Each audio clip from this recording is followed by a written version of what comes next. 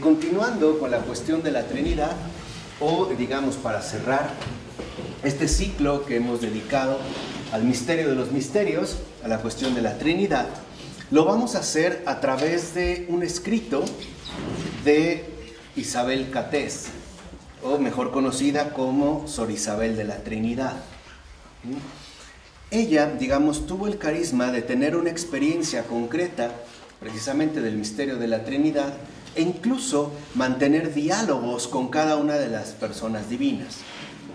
Podía tener un diálogo con el Padre, o con el Hijo, o con el Espíritu Santo, y por eso, digamos, es como una representación muy concreta de lo que sería el misterio de la Trinidad. Y vale la pena abordarlo por la siguiente razón. En Isabel de la Trinidad no encontramos precisamente una especie de teoría, ¿no?, conceptual muy elaborada. No, sino que ahora se trata de que entendamos la Trinidad como una experiencia concreta de vida, que en efecto esté arraigada en el misterio. Por decirlo así, si los anteriores comentarios que hicimos sobre la Trinidad tenían un peso, ante todo, teológico, ¿no?, en un sentido, digamos, más de una formulación conceptual, de un ejercicio teórico, ahora lo que queremos es una experiencia teológica que tiene como centro fundamental justamente la Trinidad. Entonces lo vamos a hacer a partir de un texto breve que ella misma ha titulado El cielo en la fe. Ese, digamos, es como el texto en el que nosotros nos vamos a basar. El cielo en la fe.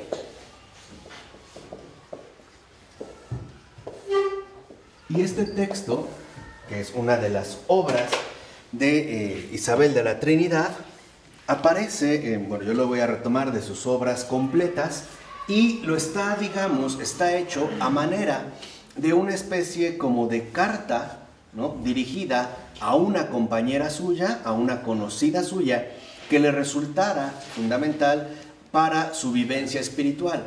Y lo importante es que esta alma, en efecto, puede ser cualquiera, ¿no? O sea, en este sentido lo podemos entender como un mensaje dirigido a cada uno de nosotros.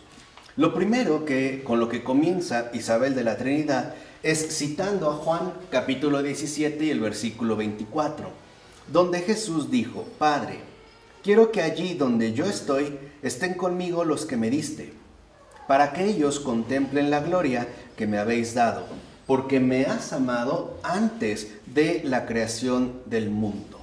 Entonces, lo que vemos es que aquí aparece la última voluntad de Cristo. Esto que le ha pedido al Padre es, en efecto, la última voluntad de Cristo. Es, por así decirlo, su plegaria suprema, antes justamente de volver al Padre. ¿Qué es entonces lo que Cristo quiere? Que estemos con Él también nosotros. Pero ojo, no solo durante la eternidad, sino ya en el tiempo. Entonces, en este sentido, el propio Jesús nos revela la Trinidad, el cielo en la fe, nos revela ya la Trinidad como una eternidad ya comenzada en el tiempo. O sea, no tendríamos que reconocer la Trinidad como algo totalmente ajeno a nosotros, hacia el cual tendríamos acceso hasta después de la muerte. No, la Trinidad vista justamente como una eternidad ya comenzada en el tiempo.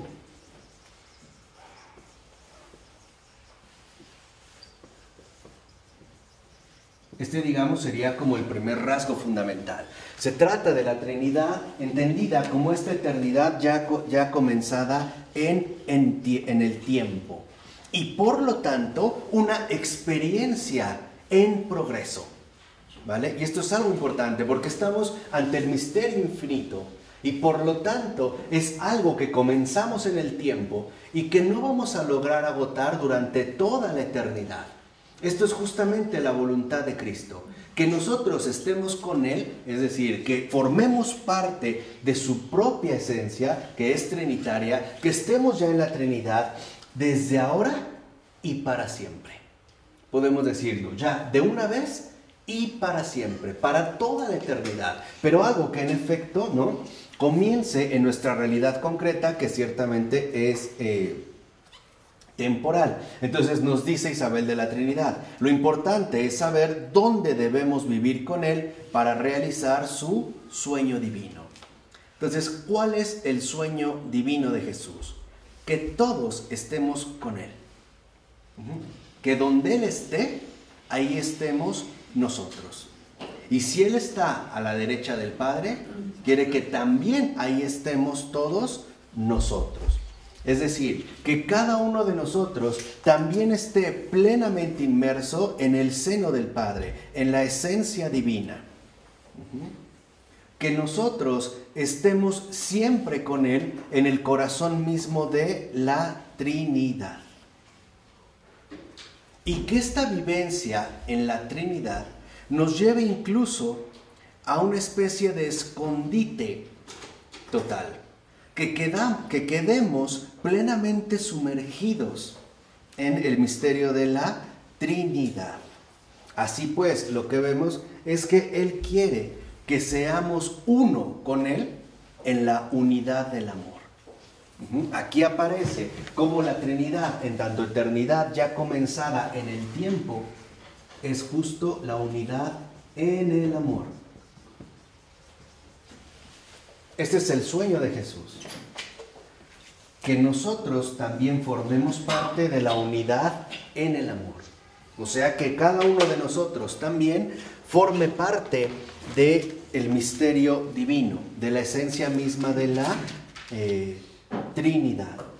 Así pues, lo que quiere Jesús es que nosotros tengamos a la Trinidad como nuestra morada perpetua, como nuestro hogar eterno, la casa paterna, de donde no debemos salir jamás. Ese es el sueño de Jesús. En pocas palabras, lo que vemos es que en efecto la unidad en el amor implica que la Trinidad nos quiere en sí misma, nos quiere para sí, de tal forma que reconozcamos en la Trinidad nuestra verdadera casa, nuestro verdadero hogar, nuestra morada definitiva. Para eso hemos sido creados, para eso. O sea, toda criatura humana ha sido creada para Dios. En este sentido, para esta eternidad ya comenzada en el tiempo, que es justo la unidad en el amor. Cada ser humano, cada alma humana está justamente dirigida o ha sido hecha para entrar a formar parte de esta unidad en el amor, es decir, de la Trinidad. Por eso, en Juan 15:4 dice Jesús, permanezcan en mí. Permanezcan en mí. Porque ahí donde yo esté, quiero que ustedes también lo estén. Ahí es donde justamente yo los quiero. Y esta expresión es una orden. Manifiesta su voluntad. Permanezcan en mí. Y nos dice Jesús, permanezcan en mí no solo unos instantes, algunas horas pasajeras, algunos momentos, sino permanezcan. Que su permanencia sea algo permanente, no esporádica, es decir, algo habitual. Entonces, lo que vemos es que la unidad en el amor sea para nosotros de una vez y para siempre lo habitual. En el doble sentido de la palabra. Por un lado, habitual en tanto hábito. Que sea aquello que en efecto a lo que estemos habituados, a la unidad en el amor. Y por eso la vida creyente del cristiano es habituarse a la unidad en el amor. Estamos adquiriendo el hábito del amor para formar parte justamente del misterio divino.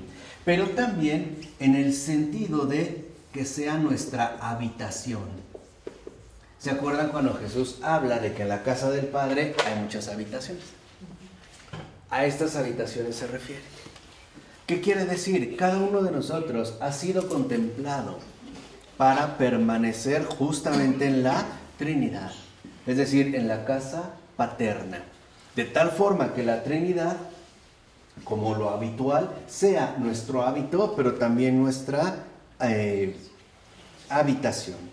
De tal forma que cuando Jesús nos ha dicho, permanezcan en mí, nos dice, permanece en mí, ora en mí, adora en mí, ama en mí, sufre en mí, trabaja en mí, hazlo todo en mí, desde Él, ya no desde uno mismo, ya no, por decirlo así, desde mi individualidad. No, sino desde mi entrega completa a Él. Hacerlo en este sentido, todo desde Él. Dice, así precisamente, si tú permaneces en mí, yo te presentaré a cualquier persona, a cualquier cosa, y podrás contemplar cada vez más su profundidad. ¿Qué quiere decir? Que Dios nos quiere totalmente para Él. Plenamente para Él, en todo, porque ese es justamente el deseo fundamental del amor. No solo entregarse por completo, sino poseernos por completo. Este es, digamos, como un punto fundamental. Ahora, dice en este sentido Isabel de la Trinidad, para poder entender mejor este misterio, no basta con quedarse en la superficie. Hay más bien que entrar siempre en el ser divino por medio del recogimiento. Entonces, lo primero que nos sugiere Isabel de la Trinidad es que no podemos quedarnos en el ámbito de la superficialidad, sino que tenemos que profundizar este misterio a través del recogimiento. O sea, necesitamos descender a este abismo que en efecto es Dios. Entender que este recogimiento es abandonarme por completo en aquello que no abarco ni comprendo, ni puedo en este sentido controlar. De tal forma que lo habitual en la unidad, en el amor, es recogimiento y por lo tanto entrega plenamente confianza. Dice Isabel de la Trinidad, dejémonos deslizar por esta pendiente, por este abismo de amor, con una confianza toda llena de amor. Y por eso nos recuerda el Salmo 41, versículo 8. Un abismo llama a otro abismo. Un abismo justamente llama a otro abismo. El abismo del amor infinito llama al abismo del amor finito. Dice, y es ahí, en lo más profundo, en ese abismo, donde se realizará este encuentro divino. Donde el abismo de nuestra nada, el abismo de nuestra miseria, se encontrará cara a cara con el abismo de la misericordia, el abismo de la inmensidad inabarcable, la inmensidad del todo que es Dios. En pocas palabras, en la Trinidad, ¿no? El cielo en la fe es el encuentro pleno de dos abismos. El abismo de la nada, que somos nosotros, y el abismo del todo, que es Dios. Esta es la llamada al encuentro. ¿Y por qué entonces se nos invita justamente a la confianza? Para no tratar de establecer criterios que no van en orden al misterio del amor. En pocas palabras, confiar en que estos abismos se reconocen mutuamente y están llamados a comprometerse de manera total. Por eso hay que confiar. No temer que por el hecho de que somos casi nada, o prácticamente nada, o demasiado poco, seremos en todo caso rechazados. Y así nos recuerda Isabel de la Trinidad. Es justo en este encuentro, donde un abismo llama a otro abismo, donde encontraremos la fortaleza para morir a nosotros mismos. Solo ahí. Y perdiendo nuestro propio rastro, seremos cambiados en amor. Ahí está el punto. Que nuestra nada sea transformada en amor. En puro amor. Porque ¿qué es Dios? amor. Para estar con Dios, para estar en la Trinidad, también tenemos que ser transformados en puro amor. Tenemos que eliminar nuestro propio rastro para ser transformados completamente en Dios. Y por eso nos recuerda Apocalipsis 14, versículo 13. Bienaventurados los que mueren en el Señor. ¿Qué significa morir en el Señor? Morir a mi nada para hacerlo todo. Morir a mi abismo, ¿no? De nada, el abismo de la nada que soy yo, para ser finalmente, en este sentido, cambiado en amor. ¿Vamos? Así, en este abismo se nos recuerda, como nos dijo Jesús, en Lucas capítulo 17, versículo 21, el reino de Dios está dentro de vosotros. Y nos dice Isabel de la Trinidad, hace un momento Dios nos invita a permanecer en Él. Ahora nos revela que no hemos de salir de nosotros para encontrarle. Entonces, esto, digamos, nos lleva a lo siguiente. Antes de llegar allá, antes de llegar a este interior nuestro, justamente el alma, aunque esté en Dios, que es su centro, puede ir siempre a más. En pocas palabras, la Trinidad es siempre algo más. Siempre, eternamente algo más. Es el amor infinito que colma infinitamente. Eso es el cielo. No tengan ya esta idea del cielo como un parque bellísimo, con agua cristalina, ¿no? Las mariposas revoloteando y todos en un picnic magnífico. No. El cielo es la experiencia de un amor infinito. Eso es el cielo. Y eso es lo que Jesús quiere que ya comencemos, ¿no?, a habituarnos desde aquí. Que ya empecemos a entrar en contacto justamente con la eternidad, es decir, con la Trinidad. Por ello, lo que dice en este sentido Isabel de la Trinidad es que el amor une al alma con Dios. Y esta unión está llamada a volverse literalmente siempre más profunda. O sea, en mayores grados de amor. Así pues, cuanto más este amor se ha alcanzado, mayor es la perfección que se habrá obtenido, hasta lograr que el alma llegue a su más profundo centro. Entonces, cuando Jesús nos dice, el reino de Dios está dentro de nosotros, lo que nos está diciendo es que para llegar a Él, solo lo podemos hacer amando. Solo así. De otra manera, este centro nos va a quedar prácticamente inalcanzable. No vamos a poder en este sentido llegar. Incluso dice Isabel de la Trinidad, si uno desciende a este abismo, lo que vamos a encontrar es que justamente aparece Dios. Ya está ahí, ya permanece justamente ahí, pero el alma está llamada a transformarse de tal manera en el amor que parezca a Dios. Este parecido no es otro más que la semejanza con la que fuimos creados desde el principio. ¿Se acuerdan un poco la problemática de los padres de la iglesia entre la imagen y semejanza? Y básicamente lo que decían es que la imagen no la perdimos, pero sí la semejanza. Y por lo tanto teníamos que recuperar esta semejanza a través, por ejemplo, del ejercicio de las virtudes, de las virtudes teologales, etc. Dice, hasta que parezca Dios. En pocas palabras, que reconozcamos que cuando el Señor nos ha dicho que en efecto el reino de Dios está dentro de vosotros, que entendamos que fuimos hechos por el amor.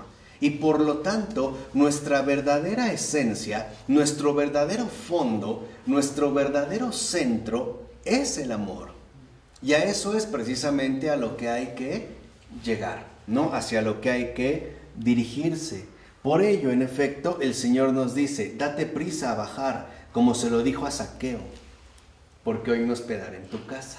¿Se acuerdan que no lo ve porque estaba muy chaparrito, ¿no? Y le dice, apresúrate, date prisa a bajar. Dice, ¿cuál es esta bajada que el Señor nos pide? Siempre adentrarnos, este es el recogimiento en nuestro propio abismo interior. Dice ahora, esto no es para nada una separación exterior de las cosas exteriores, como si me quedara en blanco, ¿no? Aislado de todo lo demás. Dice, no, se trata de una soledad del espíritu. Es decir, deshacerme de todo lo que no es Dios. Eso es recogimiento, ¿eh? Entonces no crean que recogimiento es súper concentración.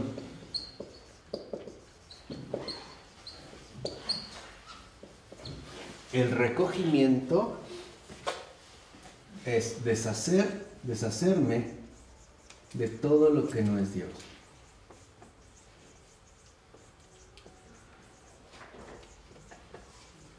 Ese es el recogimiento. No crean que en efecto el recogimiento es entrar a una meditación psicológica profunda o a respiraciones intensas o incluso, como decía el Papa Francisco, ¿no? Entrar en una especie de estado raro con cara de santito de estampita. No. El verdadero recogimiento es, en efecto, ¿no? Es hacerme de todo lo que no es Dios. Así pues, lo que podemos entender es que mientras nuestra voluntad tenga caprichos ajenos a la unión divina, fantasías que la extravían entre el sí y el no, quedamos en estado de infancia. Y no hemos dejado que el fuego consuma todo esto innecesario. Entonces, lo que vemos es que deshacerme de todo lo que no es Dios significa dejar obrar al Espíritu Santo. Que sea el Espíritu Santo el que en efecto me vaya purificando, el que vaya quitando, digamos, la escoria que en mi alma se ha ido acumulando. ¿Por qué? ¿Cuál es esta escoria? El seguir buscándonos de una u otra manera a nosotros mismos. Por decirlo en una sola palabra, ¿a qué hay que renunciar? Al yo. A eso. Pero por nosotros mismos, ciertamente, no vamos a poder. Solo Dios puede. Un abismo llama a otro abismo. Dice, en este sentido, mientras nos sigamos buscando a nosotros mismos, no hemos permitido que Dios consuma toda nuestra hostilidad hacia Él. Y en efecto, esta hostilidad es real. Y no es más que parte de la herencia que nos ha dejado el pecado original. Hay una hostilidad en el alma humana hacia Dios. Y Dios lo que quiere es quitárnosla. De tal manera que entonces Él quiere que nuestro amor sea verdaderamente perfecto. Ahí pues, en este sentido, Él nos va llevando poco a poco hacia sí mismo. Nos va purificando, nos va quitando, ¿no?, todo lo que no es Dios y que en efecto se contrapone a su obra. En pocas palabras, ¿qué es lo que se opone a la Trinidad? El yo, el uno, el aislado, ¿no? El sujeto aparentemente desvinculado que pretende autoafirmarse como una norma o una regla o una referencia absoluta. Por eso, cuando el ser humano dice yo, Dios le dice no. En esta, digamos, falsa autoafirmación. Así nos dice, ¿no? Lo que desea Dios es habitar en nosotros. Y Él mismo nos ayuda a que esto sea posible. En pocas palabras, es la Trinidad misma la que lleva a cabo esta posibilidad. Es Él el que se ha comprometido de fondo con cada uno de nosotros. Dice, por eso lo que vemos es que se trata, en efecto, de un misterio donde el Señor nos invita a vivir una verdadera intimidad. Esta intimidad es el deseo, el cumplimiento del deseo de Jesús, que no es otro más que la voluntad del Padre y la obra del Espíritu Santo. Es el deseo de Jesús, que no es otro más que la voluntad del Padre y obra del Espíritu Santo. Ahí se va a dar justamente la intimidad. Así pues, hemos recibido un ejemplo: dejarse inmolar, dejarse crucificar, como lo ha hecho Él. Dejarse justamente inmolar, crucificar, según la voluntad del Padre. Ahora, esto significa que Él nos está, digamos, llevando precisamente a una cruz física como la de Jesús. No. Pero sí nos está invitando a que en cada acontecimiento o suceso, cada sufrimiento, cada alegría, no lo hagamos por mera, autocomplacencia. Que no lo hagamos según el yo, sino que aprendamos a vivirlo según Él. De tal forma que entonces nuestra propia vida se haga sacramental. Que en cada acontecimiento, que en cada circunstancia de vida, no sea el yo el que está tratando de dominar, sino que sea verdaderamente Él, ¿no?, el que va ganando en este sentido terreno. Por ello, lo que vemos en este sentido es que entonces el alma, mientras más purificada está, más se asemeja a su maestro. Por decirlo de otra manera, en esta verdadera intimidad, el alma es pura obediencia, pura disponibilidad. Ya no hay resistencia, ya no hay oposición, ya no hay conflicto, ya no hay, incluso podemos decir, confrontación, porque eso lo hay en toda alma, ¿no? Por lo menos en toda alma humana. Así pues, se nos invita en este sentido a seguir al Maestro, a vivir con el Maestro, a vivir como el Maestro, ¿no? Él es, digamos, el que nos ha mostrado precisamente el camino. Y por eso nos recuerda lo que dijo San Pablo en la carta a los Colosenses, capítulo 3, versículo 3. Estáis muertos, y vuestra vida está escondida con Cristo en Dios, ¿no? Digamos, en esta formación de Pablo. Entonces, la luz es: estáis muertos. Entonces, lo que vemos en ese sentido es que estáis muertos es: has muerto a ti mismo. Ya no hay, por decirlo así, un yo. Y no obstante, aunque parezca que esto no es tan notorio, en efecto, lo que podemos ver en nosotros es que nuestra alma ya ha sido liberada de sí misma. En este punto podemos decir de su mayor atadura. Por eso no nos debe de dar ningún temor el reconocer que estamos muriendo día con día. Estoy llamado a morir a mí mismo, que es justo lo que me va apartando de Dios. Dejar que entonces el Espíritu se manifieste como la última palabra, a través a lo mejor de la experiencia concreta de nuestros propios límites o de nuestras propias insuficiencias.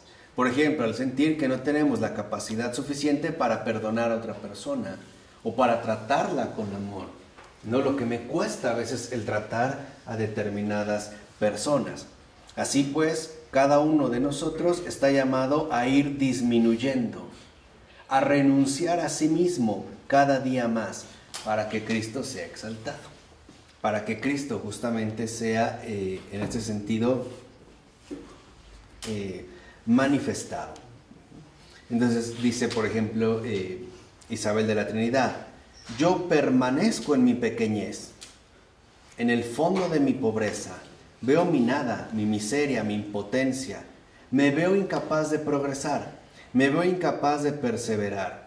Veo la multitud de mis negligencias, de mis defectos, y veo mi indigencia. ¿Qué hago?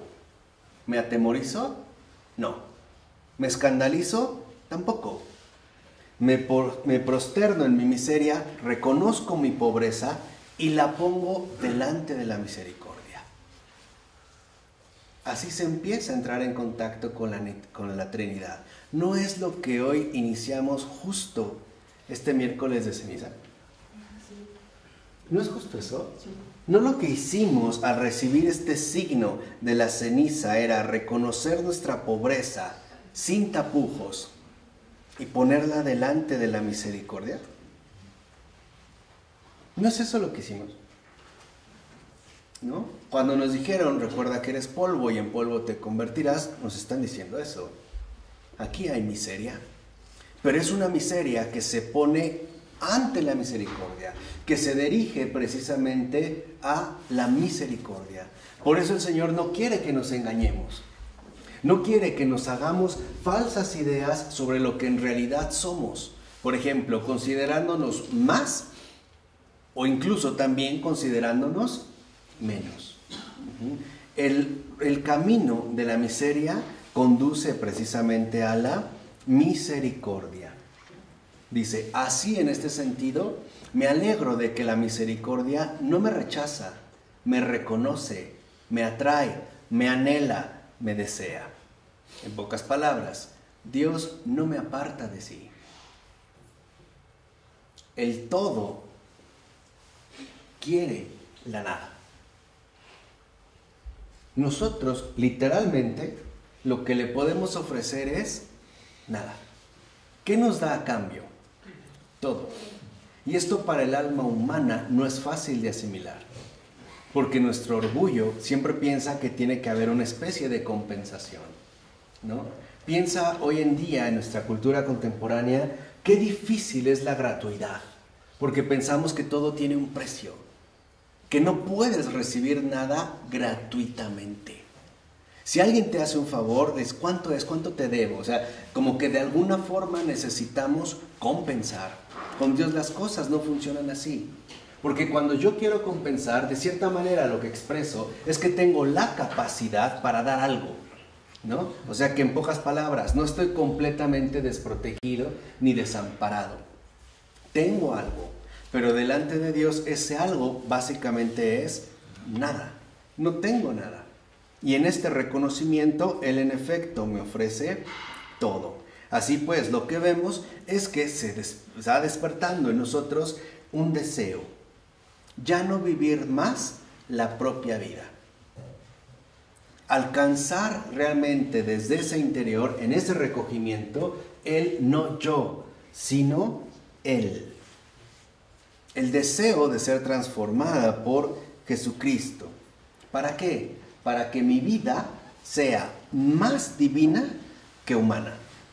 Para que mi vida, vamos a utilizar esta palabra que yo la vi por primera vez en un texto de Charles Peguy, que nuestra vida sea más eternal que temporal. Para que nuestra vida sea más divina que humana. Y el Padre, al inclinarse hacia mí, pueda reconocer la imagen de su Hijo muy amado.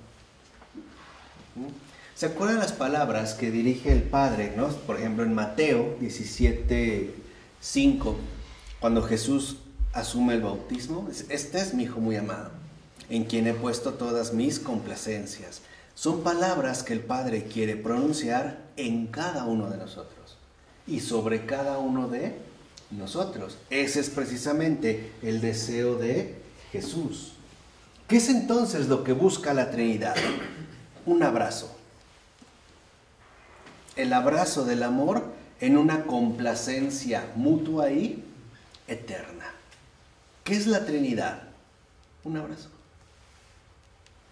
Es el abrazo de esta complacencia mutua y eterna. De tal manera que entonces ya no tengamos ningún obstáculo, ninguna dificultad para hundirnos y sumergirnos en este abismo de amor infinito, al que el Señor ciertamente nos invita a cada uno de nosotros. A esto se le conoce, San Pablo de la Cruz la menciona, como muerte mística. Eso es a lo que el Señor nos va llamando, precisamente a la muerte mística. ¿Qué es la muerte mística? Sumergirse en el horno del amor. Esa es la muerte mística. No es poner atención o fijarme qué tanto ha ido desapareciendo de mí. No sé si me explico.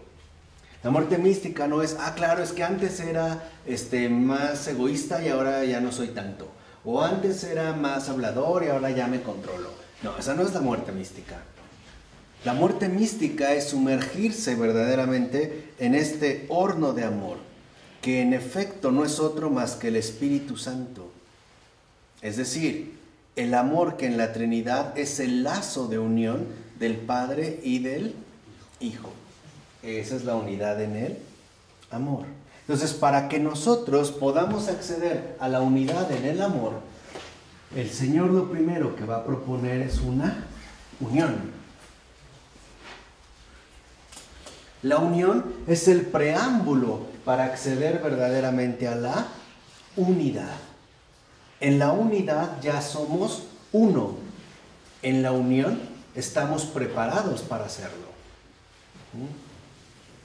Es en este sentido, digamos, ¿no? Este horno que nos va preparando, como dice, que también es una figura, ¿no?, muy usual dentro de la teología, este horno de amor que es el Espíritu Santo, para que quedemos listos efectivamente para formar parte de esta unidad de amor que es el Padre, el Hijo y el Espíritu Santo. Quedar también cocidos como pan, listos para ser consumidos, no como un pan horneado. ¿Quién nos va a consumir? El amor. Y dejarnos precisamente consumir por este amor. Así entonces lo que vemos es que en la unión lo primero que se recibe es la fe viva, la simplicidad y la pacificación. ¿Qué quiere decir? Que la Trinidad nos prepara para esta unión con tres grandes dones: la simplicidad,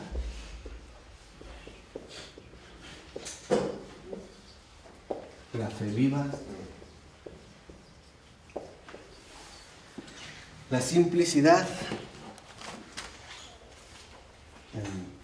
la fe viva y también la paz.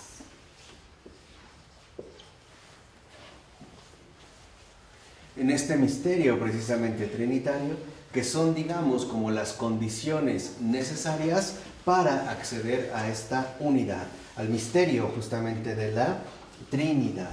¿Y qué es esto? Comunión. Esta es justamente la comunión de la que habla, por ejemplo, el apóstol Juan en el capítulo 1, versículo 3. Comunión con las tres adorables personas. ¿Qué es lo que quiere entonces la Trinidad? Que cada uno de nosotros se transforme en algo común a Él. Que esta comunión, en efecto, sea lo más común en nosotros. De tal manera que de la unión nosotros pasemos a la contemplación.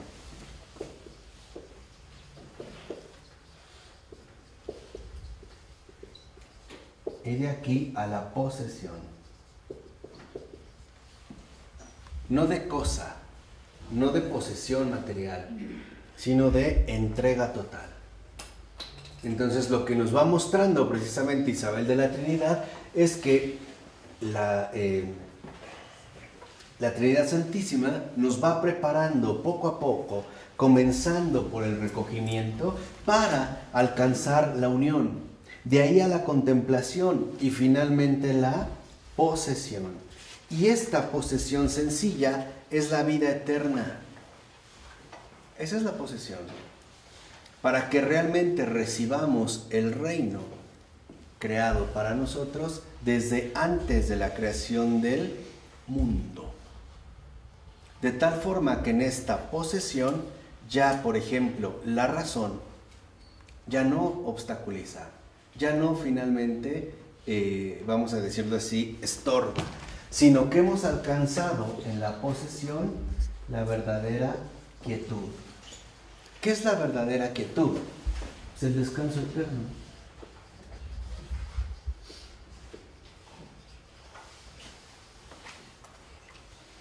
¿Qué hay, por decirlo así, en el centro mismo de la Trinidad? Quietud. Descanso eterno. Esto es lo divino. Esto es lo, digamos, como en el centro vivo de la Trinidad está esta quietud. Este descanso eterno que solo Dios nos puede proporcionar. Y hacia allá precisamente es que quiere que nos vayamos dirigiendo, ¿no? A este descanso eterno, a esta quietud. Por ello, también nos recuerda cómo Jesús, por ejemplo, en Lucas 12:49, dijo: he venido a encender fuego en la tierra, y qué otra cosa deseo sino que ya esté ardiendo. ¿Qué quiere que arda? ¿Qué fuego? El fuego del amor. O sea, este fuego que en efecto nosotros no podemos ni dar, ni en ese sentido promover. Y lo que más le agrada a Jesús es ver crecer este fuego. O sea, ver cómo nosotros nos vamos dejando tomar cada vez más por el Espíritu Santo. ¿Por qué? Porque mientras más seamos tomadas, ¿no?, nuestras almas, mientras más sean tomadas las almas por el Espíritu Santo, más se encuentran en dirección al Padre. Y por lo tanto, más vinculadas se encuentran con el Hijo. ¿Qué es lo que quiere Jesús? Que el Padre nos vea a nosotros en Él. Y para ello, que el Espíritu, en efecto, el Espíritu Santo, ¿no?, realice su obra de santificación, ¿no?, o si lo quieren mencionar así también, de purificación. Así vemos que para llegar a este amor, a este descanso eterno, se requiere una cosa: entrega total. El alma se debe de entregar toda entera. Es una entrega total. No puede haber algo resguardado, ¿no? No puede haber algo que todavía quiera conservar para mí. No es este criterio humano también tan ridículo de que a la mujer ni todo el amor ni todo el dinero. Quédate algo, no. Ahí la entrega es total. ¿Por qué total? Porque nuestra voluntad se ha perdido en la dulzura de Dios. De tal manera que entonces nuestras facultades ya no se mueven inquietas fuera de Dios. Eso es el descanso eterno. Es la pura entrega.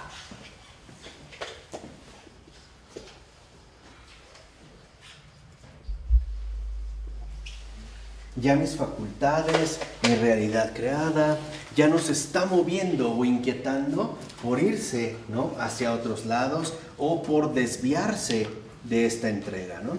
Ya no, simple y sencillamente está completamente entregada en ese sentido a Dios.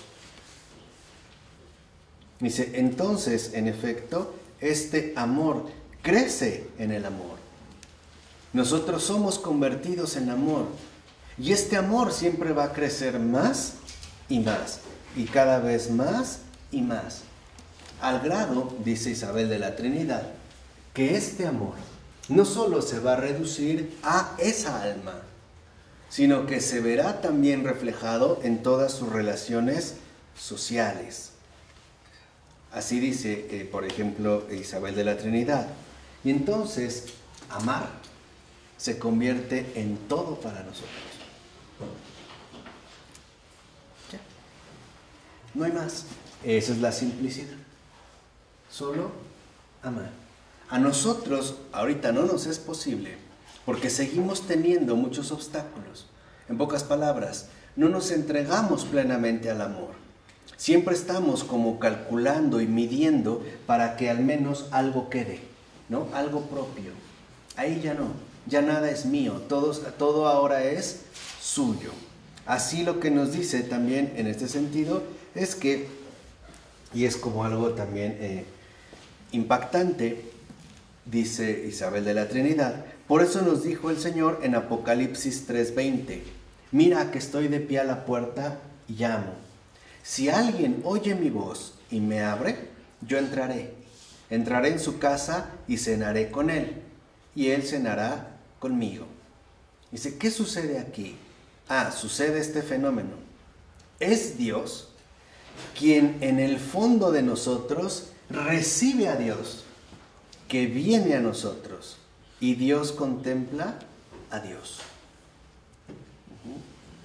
Es Dios quien viene a nosotros y encuentra justamente a Dios ya en nosotros. Dios se contempla a sí mismo. Esa es justamente la bienaventuranza.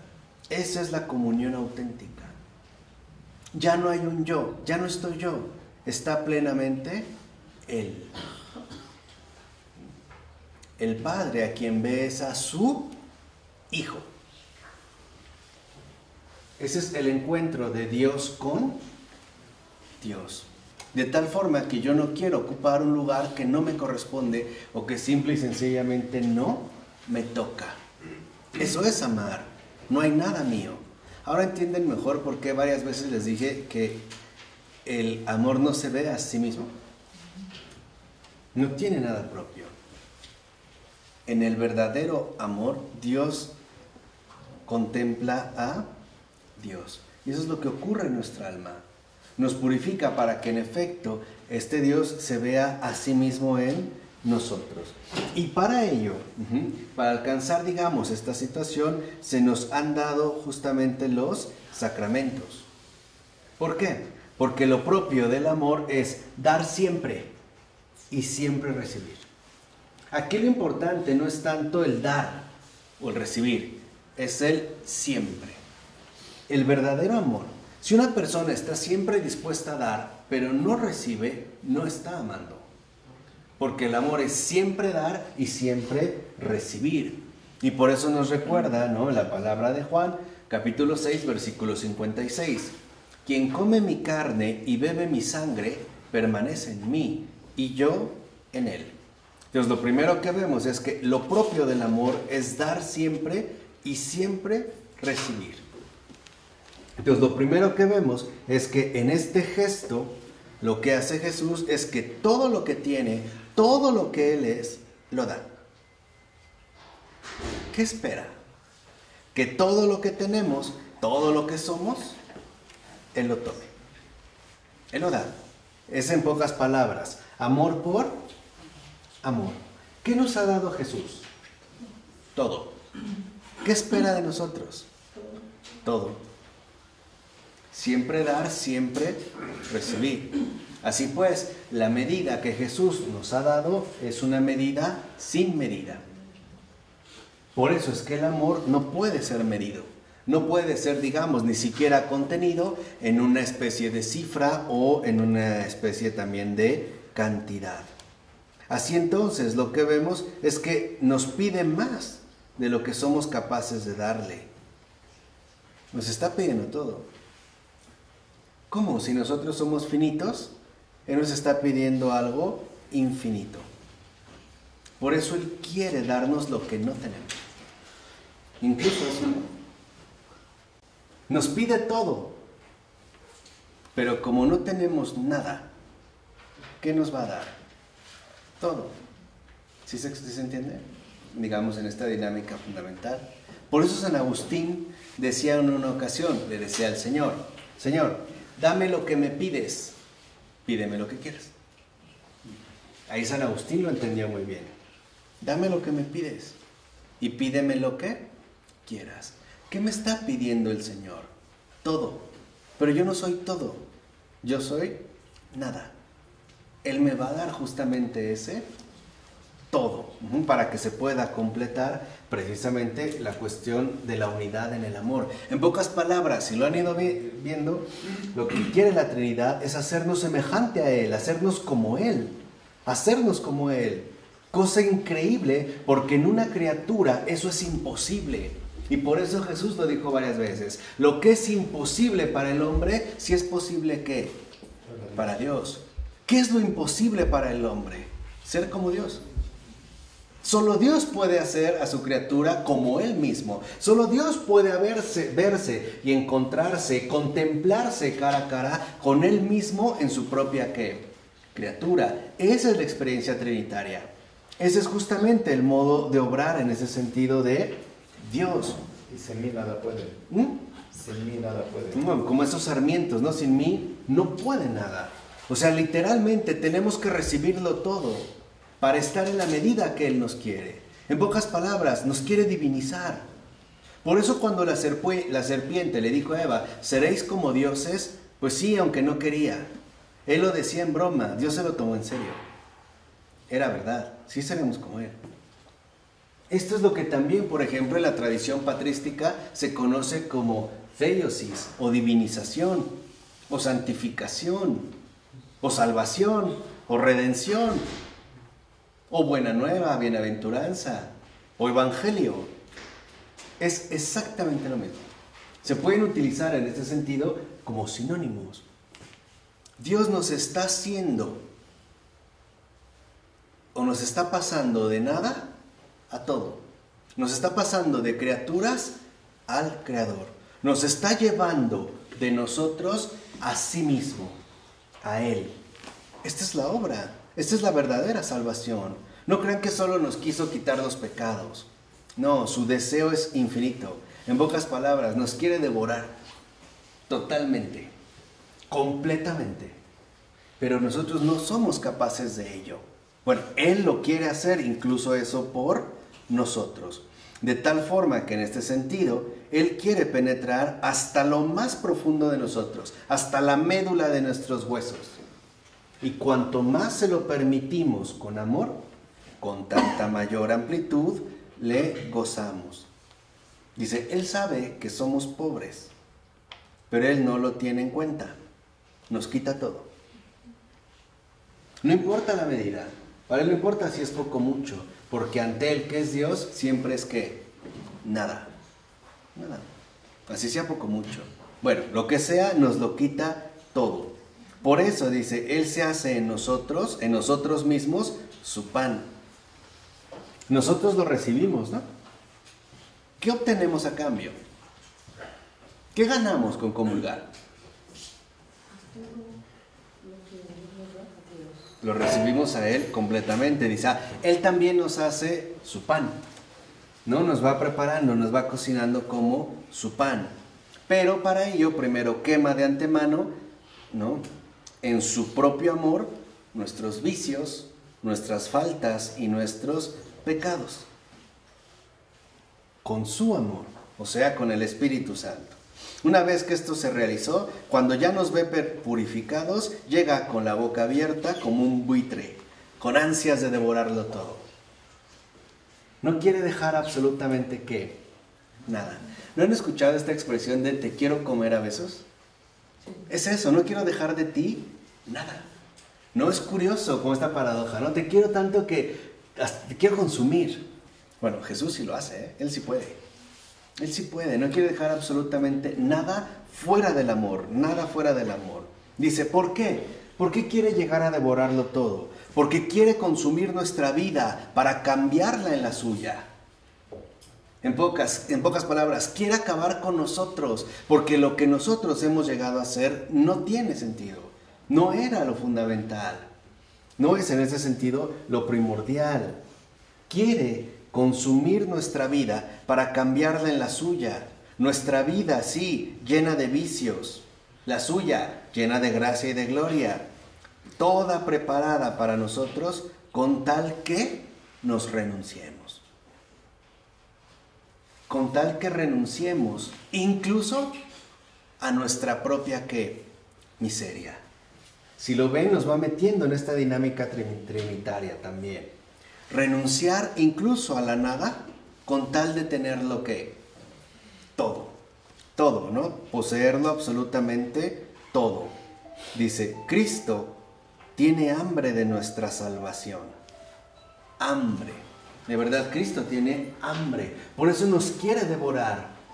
Quiere que nuestra vida sea cambiada en su vida. Así, cuando nosotros recibimos a Cristo, es decir, en la Eucaristía, Él hace un intercambio.